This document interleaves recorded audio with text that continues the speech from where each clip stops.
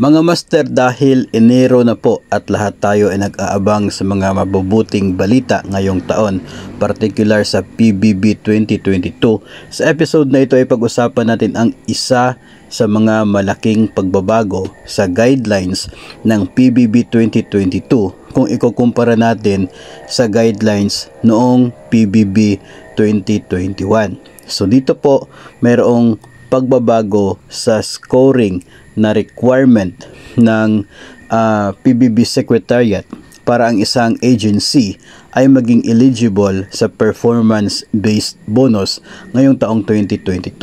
Pero bago yan, sisimulan natin mga master dito sa PBB 2021 guidelines. Ang eligibility criteria mga master noong naunang PBB ay kinakailangan lamang makakuha ng at least 70 points na score ang isang agency at ito ay automatic eligible na. Doon sa apat na criteria, 70 points po ang dapat na score, eligible na sa PBB 2021.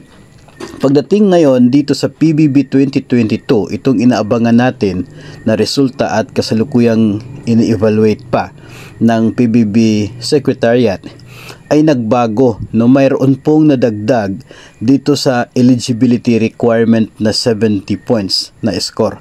Dito po sa PBB 2022 guidelines ng DBM o ng PBB Secretariat, ang sabi po at least 70 points pa rin, pero may dagdag, and achieve at least a rating of 4 for at least 3 criteria.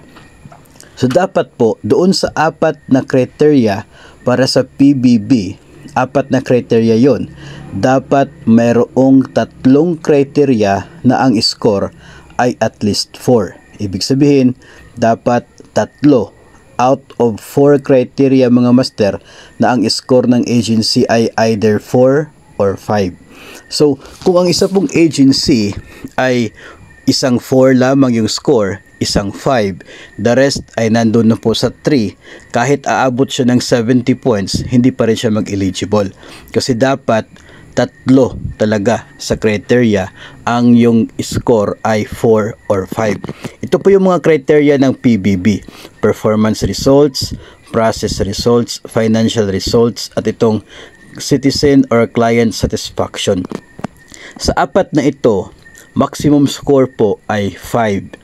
So dapat sa PBB 2022, yung agency kung saan ka nabilong, 3 dito sa apat na nabanggit, 3 dyan, dapat score nila ay 4 or 5.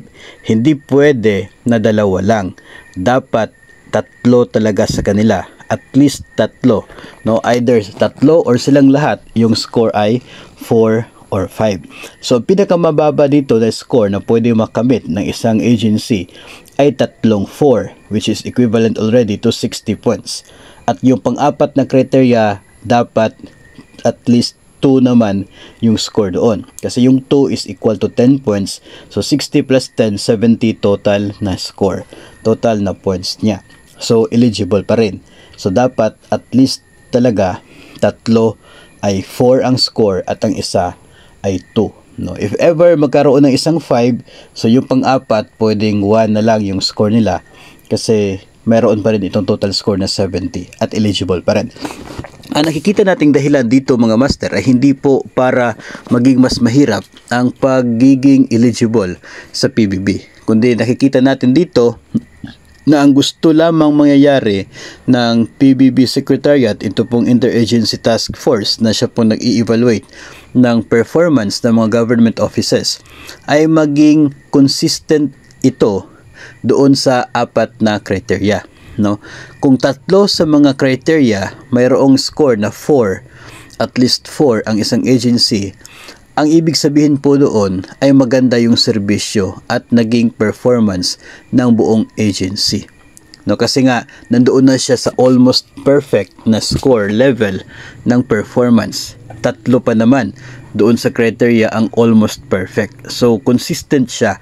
Nung dati kasi 70 yung score, pwede kasi magkaroon ng 1 no na score yung mga agency. Let's say 2 5, so that is already 50 points. Tapos yung 2 naman ay 2. So, qualify pa rin for 70. Nung dati po, eligible yan. Pero ang pangit tingnan kasi yung dalawang criteria, perfect na perfect, tapos bagsak na bagsak naman sa dalawang criteria. No? So, yun ang parang iniiwasan ng atin pong PBB Secretariat ngayon, na parang hindi siya consistent yung agency. Kaya yung requirement nila, dapat 3 talaga doon sa 4 na criteria, merong at least 4 na score para maganda, consistent yung overall performance ng agency. So yun po yung nakikita nating isang malaking pagbabago dito po sa scoring system at eligibility requirement ng mga agencies para sa PBB 2022 na siya pong inaabangan natin ngayon.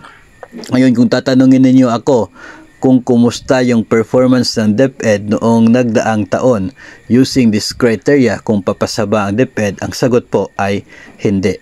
Kasi noong unang PBB 2021, ang score ng DepEd ay isang 4, isang 5. Tapos meron po tayong 3 and 2, I guess. So 25 plus 20, that is 45. Tapos meron tayong 10, so 55 plus 15, so 70. So meron tayong criteria na 2, 3, 4, and 5. Yun yung score ni DepEd. So dalawa lamang doon ang mayroong score na at least 4. So bagsak siya using the 2022 requirement. So dapat talaga mas maganda yung performance na DepEd ngayong taong, noong taong 2022 compared doon sa naging performance niya noong taong 2021 para eligible pa rin tayo pagdating dito sa PBB 2022.